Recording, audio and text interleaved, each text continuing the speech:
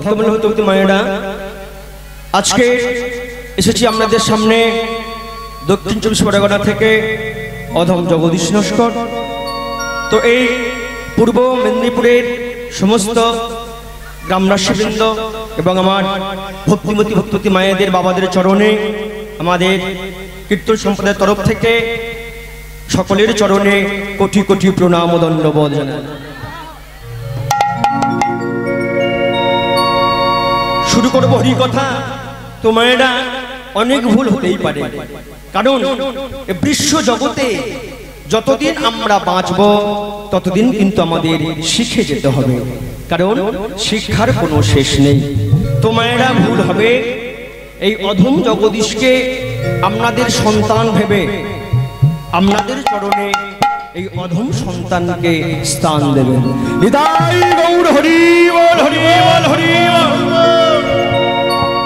চলুন মায়েরা, প্রথমে আমরা গৌর চন্দ্রিকা সাধন করব।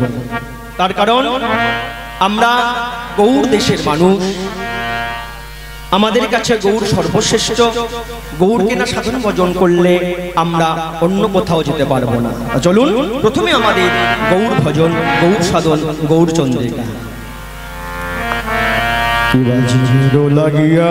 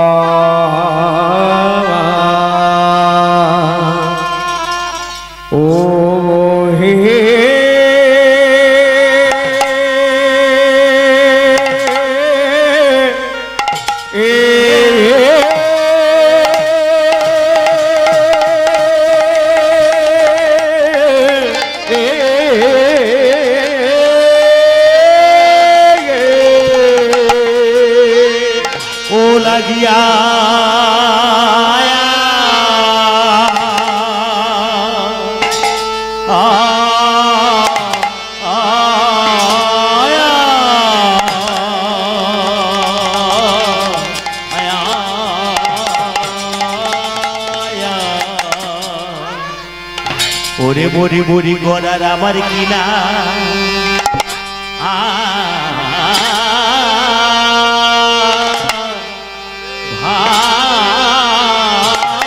ভাবে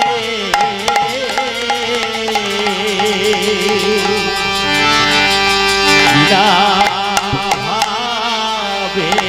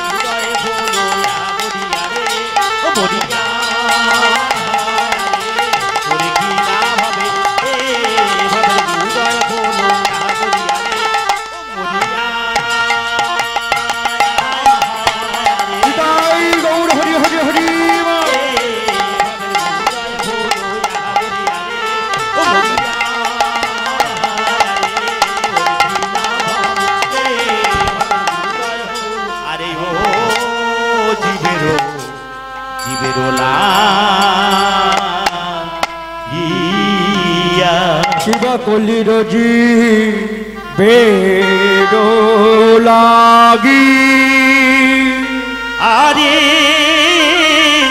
কিবা কলি রোজি বিবেরো লাগি আরে কিবা কলি কলির যে বেড়ো লাগি আরে কিবা কলি কলি বিবেরো লাগি আরে কিবা কলি কলির জি বেড়ো লাগি আরে কিবা কলি কলি বিবেরো লাগি আরে কিবা কলি কলির জি বেড়ো লাগি আরে কিবা কলি কলি রোজে বেড়ো লাগি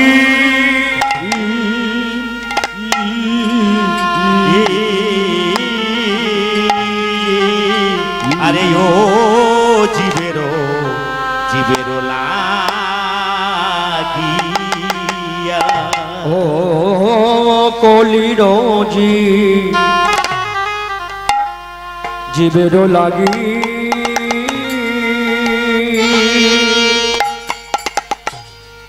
কলির জি বেড়ো লাগি প্রভু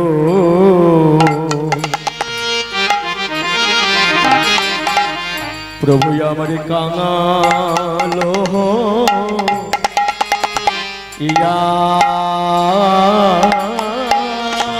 হরে হে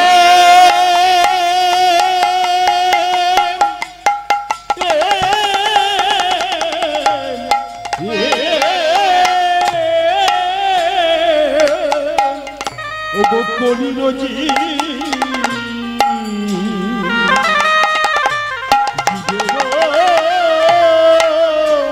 লাগি ও গো কলির জীবেরও লাগি বাবা কাঙালো হইয়া আজ আপন ধরে মা ও গো আপন মাধুরী আপন মধুরী মা কাহার নাই রে সীমা আরে আপন মাধুরী মা আপন মাধুরী মা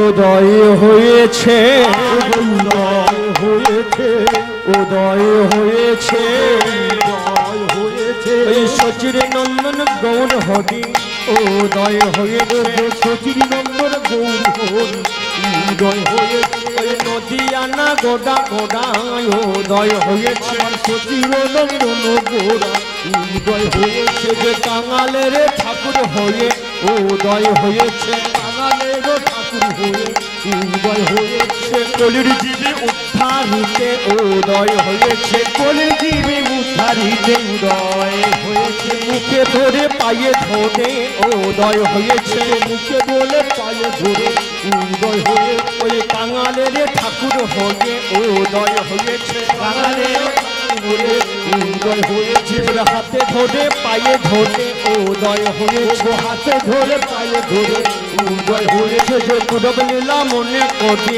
উদয় হয়েছে পূরব লীলা মনে করে উদয় হয়েছে নদিয়ানা গোড়া গোড়া উদয় হয়েছে নদিয়ানা গোড়া গোড়া হরি হরি হরি বলে নদিয়ানা গোড়া গোড়া হরি হরি হরি বলে জয় গৌর হরি বল নদিয়ানা গোড়া গোড়া হরি হরি হরি আজ নদিয়ানা গোড়া গোড়া হরি হরি হরি আজ নদিয়ানা গোড়া গোড়া উদয় হয়েছে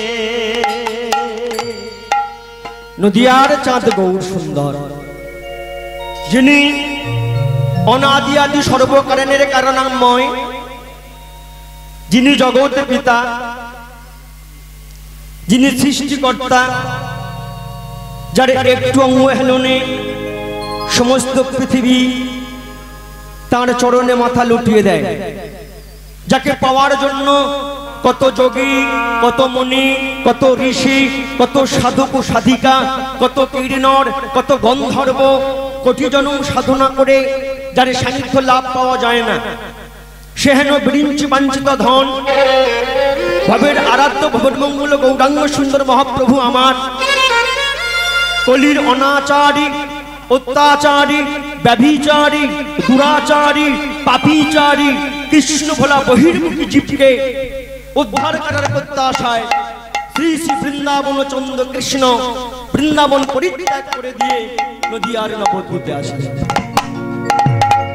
তো মায়েরা, যে ভগবান কৃষ্ণ নন্দ রাজার ছেলে ছিলেন, যার রাজ সিংহাসনে বসার কথা ছিল, তাই না, রাজ ঐশ্বর্য ভোগ করার কথা ছিল, সেই ভগবান কৃষ্ণ সবকিছু পরিত্যাগ করে দিয়ে নদিয়ার নবদ্বীপে মাধুর্যের ঘরে জগন্নাথ মিশ্রের ঘর আলো করে সচিমায়ের গর্ভ সিন্ধু মাঝে আসলেন কেন?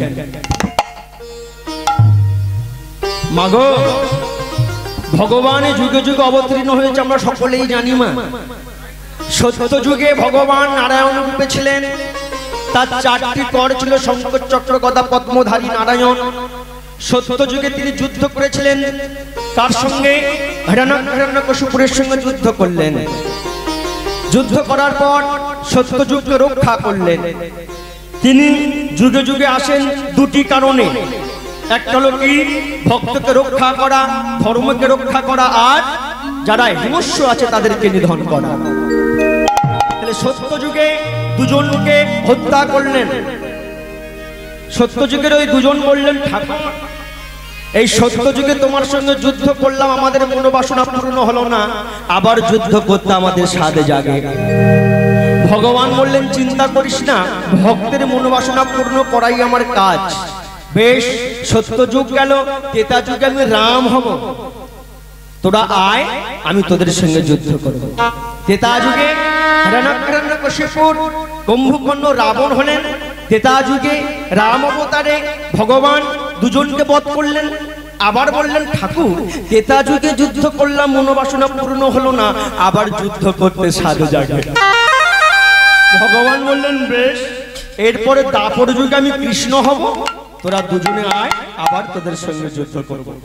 তাহলে দাপর যুগে কুম্ভকর্ণ রাবণ কংস দন্তবক্র হয়ে জন্ম নিলেন, আর ভগবান কৃষ্ণ দাপর যুগে 2জনকে বধ করলেন। বধ করার পরে এবার বলছে, ঠাকুর আবার যে যুদ্ধ করতে ইচ্ছে হয়, বলছে শোন, আর আমি যুদ্ধ করব না, আগত কলিযুগে তোরা জগাই মাথায় হয়ে আয়, আমি তোদেরকে প্রেম বন্যায় ভাসিয়ে দেব। আমি প্রতিশ্রুতি করলাম, এবে অস্ত্র না ধরিব, কারোর প্রাণে না মারিব, আমি প্রেম ও শুদ্ধ দিয়া জগৎকে মাতিয়ে দেব, কথা দিলাম। তবে কলিকালে আমি প্রেমের ঠাকুর হয়ে যাব, আমার হাতে কোনো অস্ত্র থাকবে না, কারণ কলিকালে আমি প্রেম বন্যায় ভাসিয়ে দেব। কোন প্রেম? কই ছিল রাধা প্রেমা, কই ছিল মাধুরীমা, কই ছিল এদিন বঞ্চিত ধন প্রজনা হইল পুরাণ, ভাবিয়া না পাইল মুয়া।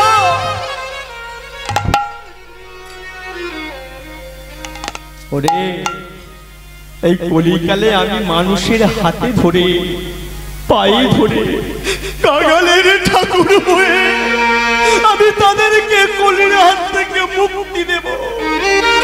আমি যুদ্ধ করব না, অস্ত্র ধারণ করব না, যারা নাম নেবে না, যারা আমাকে প্রত্যাখ্যান করবে, তাদের চরণটা ধরে সাধিত করব, তাদের চরণে ধরে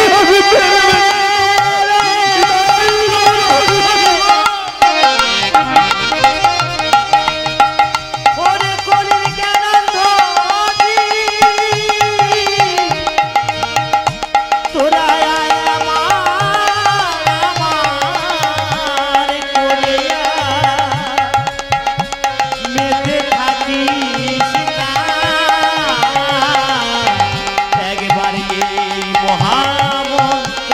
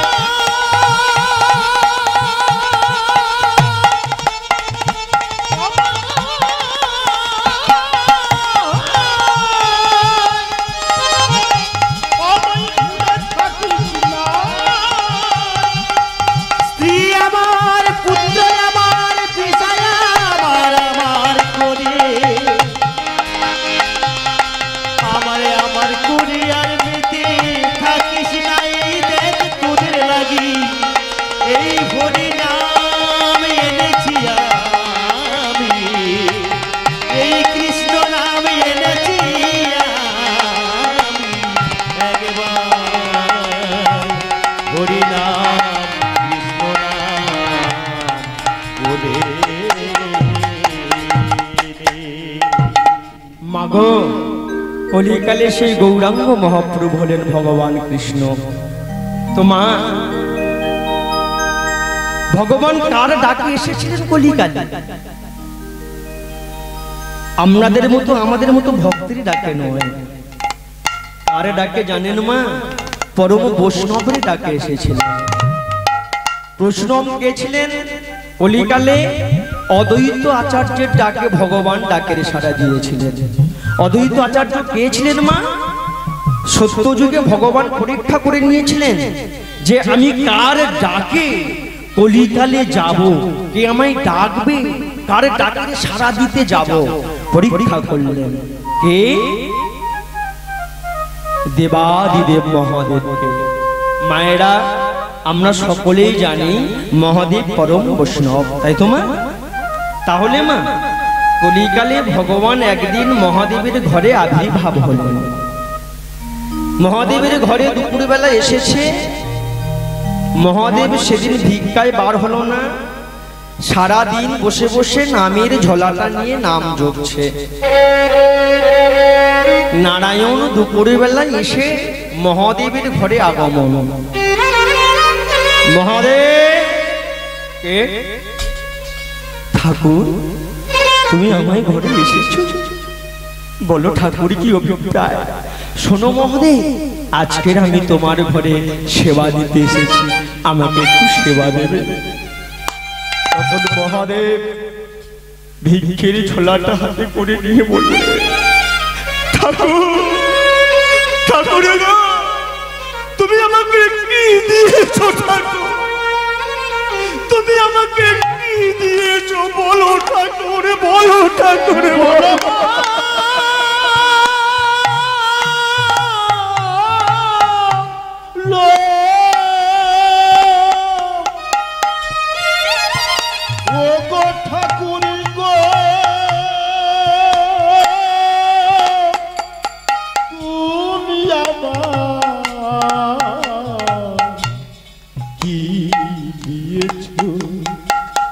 একবার বলো বলো বলো বলো,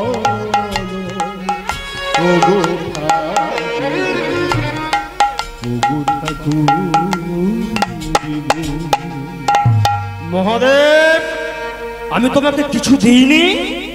দিয়েছো ঠাকুর। তুমি আমায় কি দিয়েছো জানো? তুমি আমায় এই যে ভিক্ষার ঝোলাটা হাতে ধরিয়ে দিয়েছো। আমি সারা দিন তোমার নাম জপ করি। তো ঠাকুর, আজকের নাম জপ করতে করতে আমি ভিক্ষায় বার হতে পারলাম না, আমি কি সেবা দেব তোমায়? তবে ঠাকুর, তুমি যখন এসছো, শোনো মহাদেব, শোনো,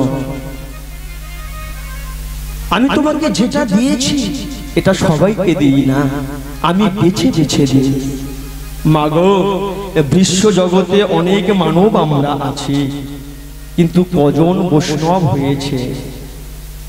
মা, কজন হয়েছে? 100 জনের মধ্যে 20 জন বৈষ্ণব হয়েছে, আর সবাই আমরা বৈষ্ণব হতে পারিনি। সেই জন্য শাস্ত্রে বলছে, সাধু সঙ্গ সর্বশাস্ত্রে কয়, লবমাত্র সাধু সঙ্গে কৃষ্ণ পাপী হয়। কৃষ্ণ পাপী হয়। যারা সাধু গুরু বৈষ্ণব আছে তাদেরকে সেবা দিতে লাগবে। সাধু গুরু বৈষ্ণবের চরণটা ধরে থাকতে হবে। কারণ মা, আমরা তো সাধু গুরু বৈষ্ণব হতে পারলাম না, ভগবানকে ডাকি কিন্তু ডাকার মতো ডাকতে পারি না। তদ্রূপ যদি সাধু গুরু বৈষ্ণবের একটু কৃপা পাওয়া যায়, কিঞ্চিত কৃপা হলে তাতেই ভগবানের কাছে আমরা প্রাপ্ত লাভ করব। কি মা, তাই তো মা? দেখবেন মা, অনেক মায়েরা আছে সংসার কর্মে ব্যস্ত, কিন্তু সংসার কর্মের মধ্য দিয়ে ভগবানকে ডাকতে হবে। বলছে কর্ম আগে করো, তবেই ধর্ম তোমার হবে, তাই না মা? দেখবেন সাধুগুরু বৈষ্ণবকে যদি আমরা আগ্রহে থাকি, তার কিঞ্চিত কৃপাতে আমরাও কৃপা পাবো। নদীতে বড় জাহাজ থাকে মায়েরা, তাই না? বড় জাহাজ। আচ্ছা মা, যদি বড় জাহাজকে আর তার পাশে একটা ছোট্ট নৌকাকে দাঁড় করিয়ে দিয়ে যদি একটা সময়ে ছাড়া হয়, আগে কে যাবে? আগে যাবে জাহাজটা, তাই না? জাহাজ আগে যাবে আর নৌকাটা আস্তে আস্তে যাবে, সে পৌঁছতে পারবে না। আচ্ছা মায়েরা, এবার ওই নৌকাটাকে একটা দড়ি বেঁধে দিন, একটা দড়ি বেঁধে ওই জাহাজের সঙ্গে বেঁধে দেন। তো জাহাজের সঙ্গে যখন বাঁধবেন না, ওই জাহাজটা যখন ছাড়বেন, জাহাজটা যতক্ষণ সময় লাগবে ওপারে যেতে, ততক্ষণ নৌকোটাও ওর দড়ি ধরে ধরে ধরে ধরে পৌঁছে যাবে। তাই আমরা সেই ভক্তগণ, আমরা সাধু গুরু বৈষ্ণব জাহাজ রূপী, যদি একবারে তাদের সুতোটা ধরে আঁচলটা ধরে থাকতে পারি, তারা যত দূরে যাবে আমরাও তত দূরে যেতে পারব। সেই জন্য মা ভগবান কি করলেন, মহাদেবকে বললেন, মহাদেব আমি তোমাকে ভিক্ষার ঝুলি দিয়েছি, এটা সবাইকে দিই না, বেছে বেছে দিই, তবে তুমি যখন আমাকে আজকের দুঃখ প্রকাশ করলে, বেশ আমি তোমার ঘরে সেবা নেব না। নারায়ণ যখন উঠেছে, মহাদেব সঙ্গে সঙ্গে চরণটা জড়িয়ে ধরে, অপেক্ষা করো, তুমি আমার ঘরে এসেছো, আমি তোমায় সেবা দেব। ঠাকুরকে বসিয়ে রেখে ভিতরে প্রবেশ করলেন। ঘরের মধ্যে পার্বতী বসে আছে, ভিতরে প্রবেশ করে বলছে, পার্বতী আজকে না আমাদের ঘরে ঠাকুর এসেছে, তাকে সেবা দিতে হবে। পার্বতী কিছু অন্ন আছে? পার্বতী বললেন, প্রভু তুমি তো আজকে ভিক্ষায় গেলে না, কিছুই নেই, কেমন করে ভগবানকে সেবা দেব? মহাদেব বললেন, পার্বতী আমি ভগবানকে কথা দিয়েছি তাকে সেবা দিতে হবে। তাহলে শোনো পার্বতী, যখন আজকে ভিক্ষায় গেলাম না, অন্ন নেই ঘরে, আমি ভগবানকে ফিরিয়ে দেবো না। আমি যখন কথা দিয়েছি ভগবানকে সেবা দেবো। কি দেবো জানো পার্বতী? শোনো পার্বতী, আজকে এই মুহূর্তে আমি যেটা তোমাকে বলবো সেটাই তোমার করতে হবে। কি প্রভু করতে হবে? মহাদেব বললেন,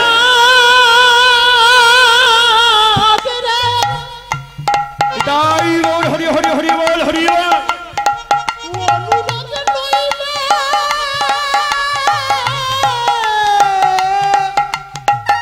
আমার কৃষ্ণ ধন মিলবে না গো, পূর্ব জন্মের সাধনা না হলে আমার গোবিন্দ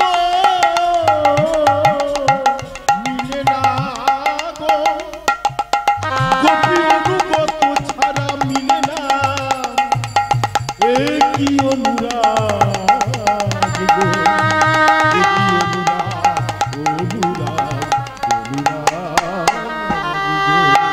পার্বতী বললেন, প্রভু কি বলছেন? বলে, শোনো পার্বতী, আজকে যেটাই বলবো সেটাই তোমায় করতে হবে। কি? তখন মহাদেব বললেন, পার্বতী আজকের ঘরে যখন অন্ন নেই, ভগবানকে কি সেবা দেবো জানো? যেটা আমার কাছে নেই সেটা তোমার কাছে আছে। পার্বতী বলছে, প্রভু আপনার কাছে নেই, আমার কাছে সেটা কি? বলছে, হ্যাঁ তোমার কাছে সেটা আছে, আমার কাছে নেই। বলছে, কি প্রভু? তখন মহাদেব বললেন, পার্বতী আমার কাছে নেই, তোমার কাছে আছে, সেটা কি জানো? সেটা হলো তোমার দেহ। ওই দেহ